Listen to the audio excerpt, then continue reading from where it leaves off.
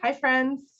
This is Sarah Steiger with Steiger Vitelli. I'm here with my partner, Laura, and we are coming to you today to talk a little bit about work planning.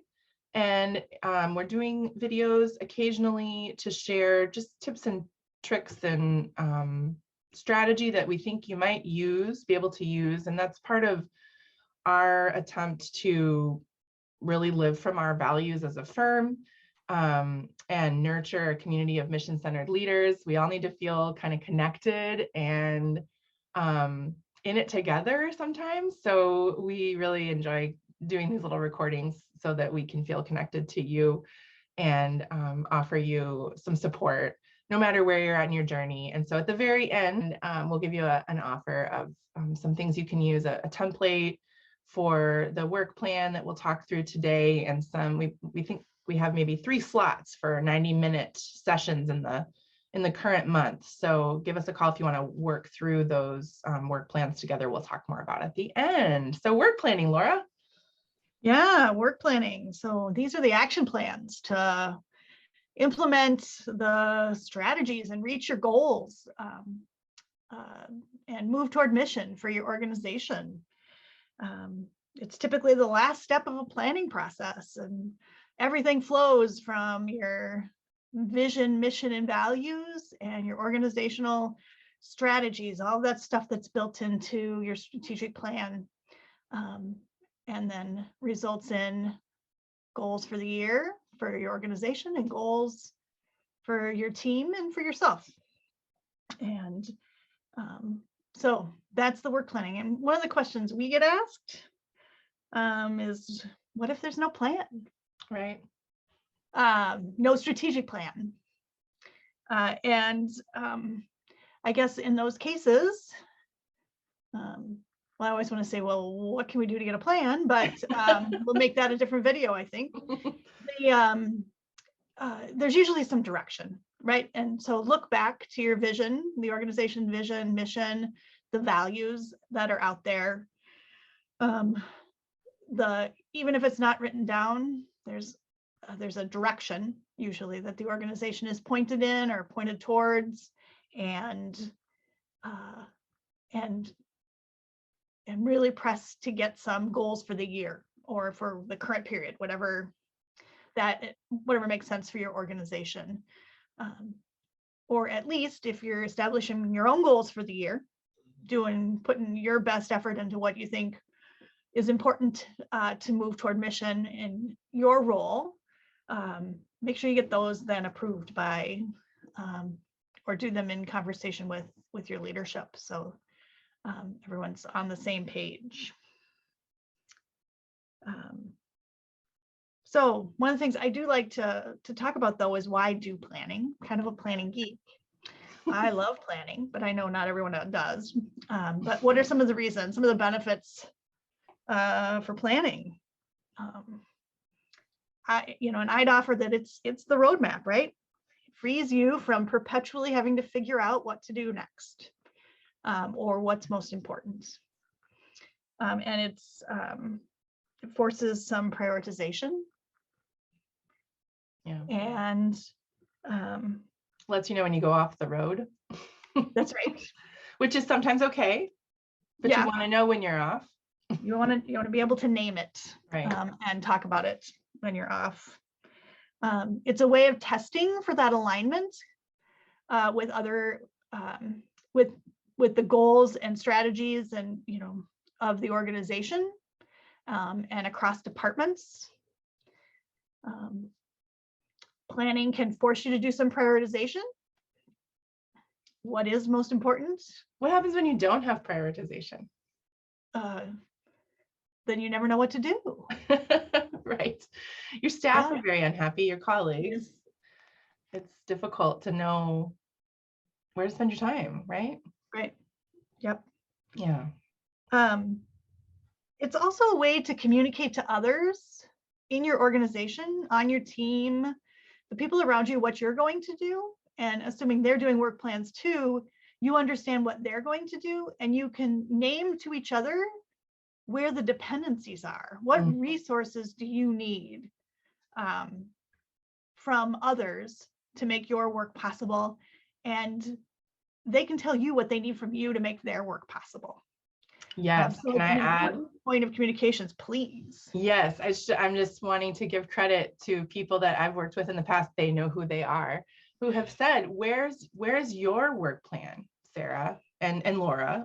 Tell us what you're going to do so that we understand how they connect. And you know, I like to think of myself, and Laura's been my boss in the past, and I'll say she's an excellent supervisor. And I like to think of myself as a good supervisor. And I had, like, my brain exploded. It was like, well, of course I need to somehow explain what my goals and what I'm attached to for the year, and communicate that back. Once I was in a leadership position, of course, for many, many years, and throughout my career, you know, I was the person doing the actual work, and remained that, even now. But it's such a game changer when you can come to your staff and say, show me the places where you're dependent on me as your team leader, as your educator, whatever your role is. And then that becomes your work plan. That was just a huge learning I had from people that it was my job to lead and support. So I just wanted to throw that in and thank them. Yep. And I guess the other thing I'd add for work planning is it adds a layer of accountability, right? Even if the first accountability to yourself. I set out to do this, and here's what I actually did, and here are the reasons why I did or didn't do it. So accountability to yourself, accountability to others, comes with planning as well. So as you move into planning, I am a big believer that it's really important to keep your plans as simple as possible, and flexible and useful. Nothing more than what's essential, and know that it's going to change, right? Probably within minutes of when you call it done. Yep. I can almost promise that. And so that's just the nature of it. Which I know is easier said than done, but you just have to kind of accept.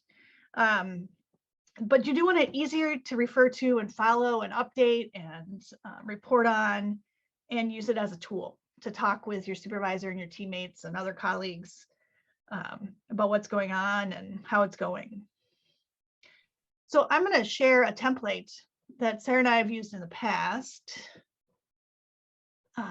While you're pulling that up, Laura, I'll add in that depending on where you are in the organization, you might be thinking about, like, you know, I don't need to make a work plan. Someone tells me what the work plan is. And we want to kind of shift that a little bit, because if you're, for example, not getting a work plan from your leadership and you are a subject matter expert, this is something you can do unilaterally. You can create, you know, the things you think you need to do. And then what you shouldn't do alone is act on it. So then at that point, you can take it to the people you work with, your boss, whoever it is, and really name out loud what that accountability looks like for yourself at any level of the organization. And if you're a leader of other people or of certain areas of the fundraising program, this is of course really important for your leadership. But just as you look at this template Laura's sharing, you know, look for yourself in it. What pieces of it can you start to, you know, jot notes about and think about how you can use it and activate it within your own role, no matter what that role is, whether you supervise others or not. And then think about how you'll bring the people you work with in. Yeah. So in our template, because it's really important that all of your work flow from organizational vision, mission, values, strategy, and the organizational goals. They all need to tie together and roll up into each other. I like to have those included in the work plan, all in here, as a reminder of what we're all working towards together. The ultimate purpose here. And then from that are typically some department level or team level or individual goals, however you're organized, there's bound to be some, you're going to set some goals for your department and or yourself. And then those flow into the actual work plans. In this template, we've broken it down by, if you look at the tabs down here, by function. These could just as easily have people's names on them. This could be a single tab for a single person. But they get broken down from there. And there are some shared goals probably and some individual goals. And then I'm just going to walk us through a kind of a sample plan we've set up here today.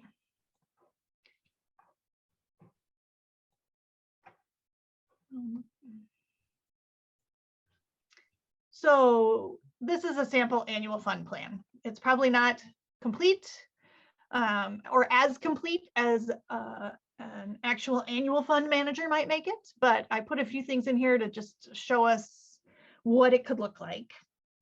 The goals are in the blue boxes here. There's a couple of them here. Raise $100,000 in fundraising. There's very often a dollar goal, and then there are often other goals too.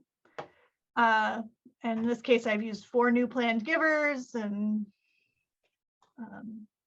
as we scroll down, some system goals, establish system for monthly donations. And another question that comes up in any planning process I've ever been in is people can start talking about the differences between goals and strategies and tactics, and what's the difference. Is the difference. And and I would say that, you know,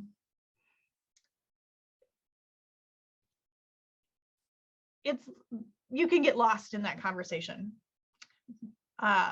You can see me trying not to get lost in it right now.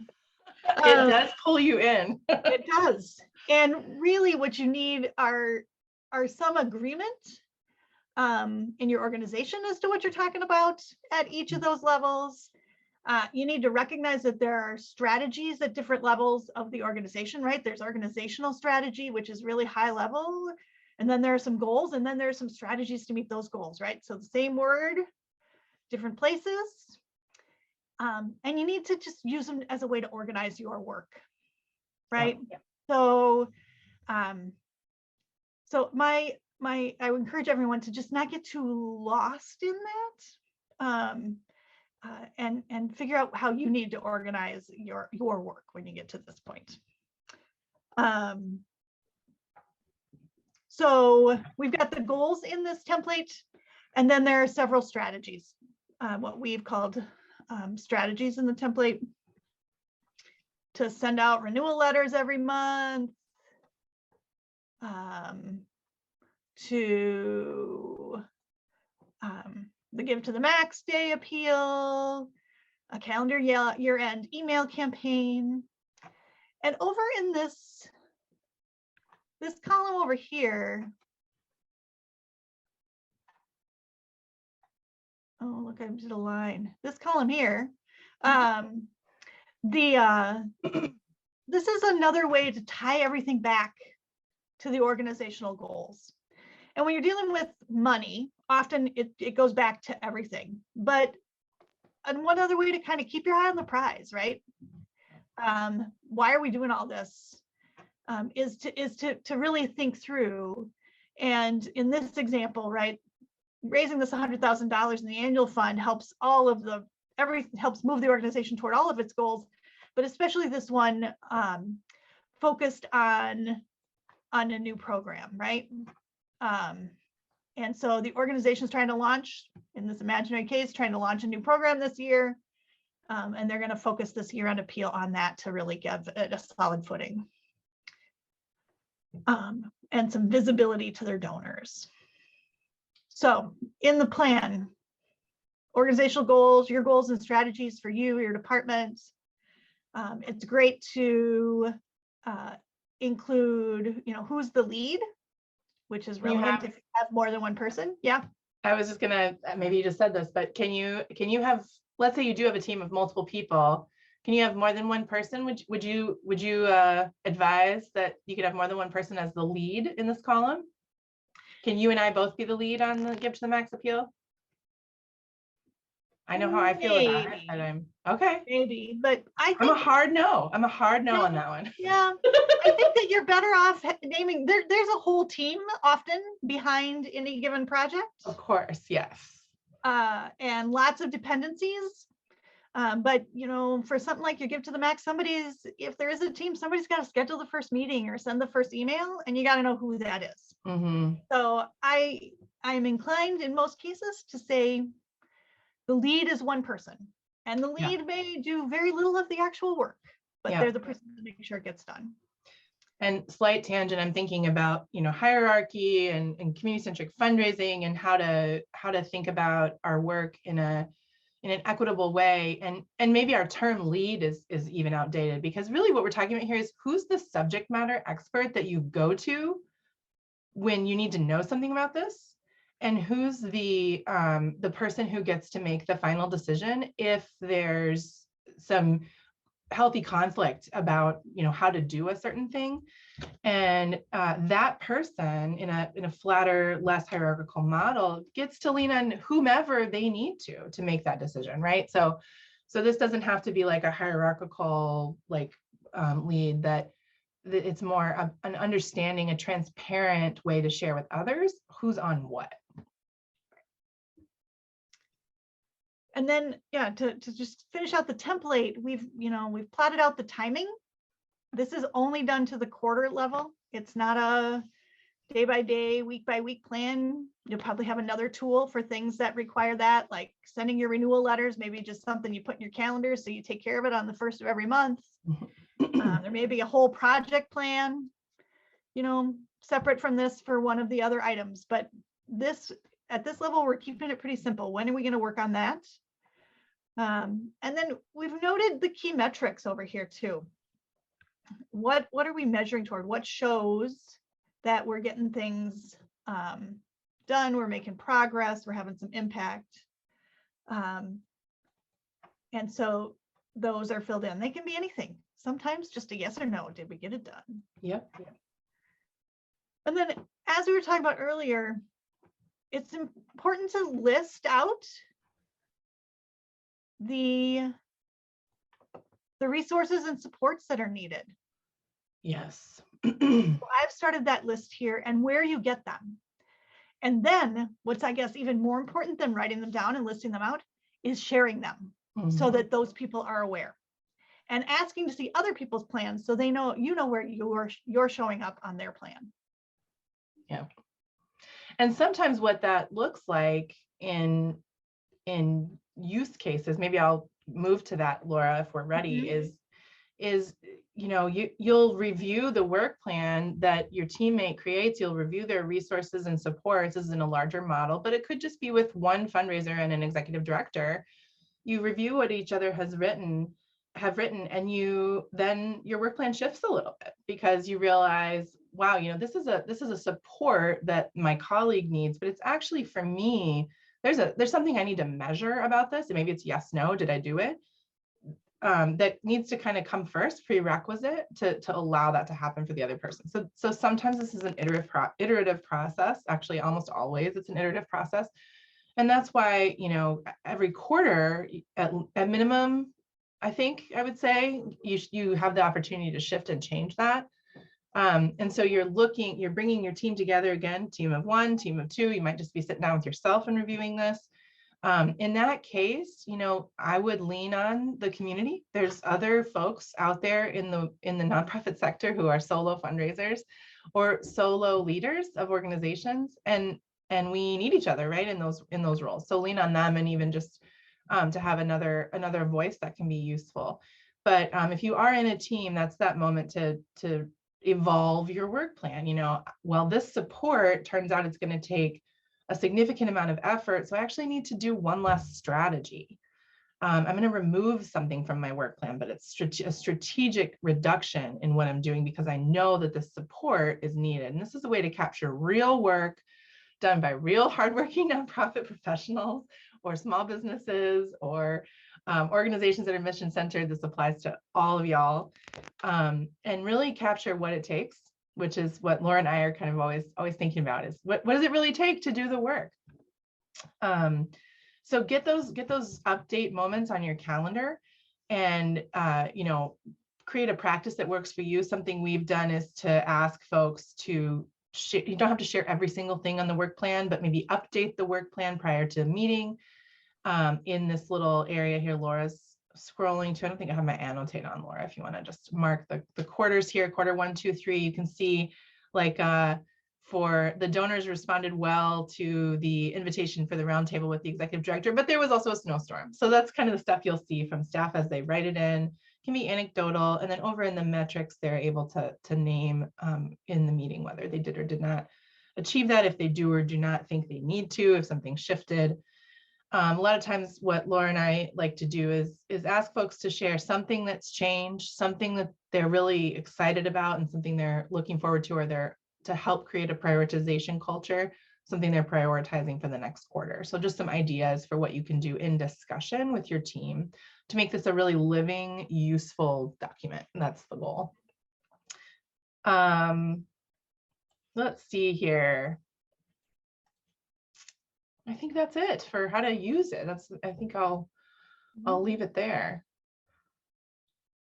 Yeah, we'd love to work with you, help you with your planning.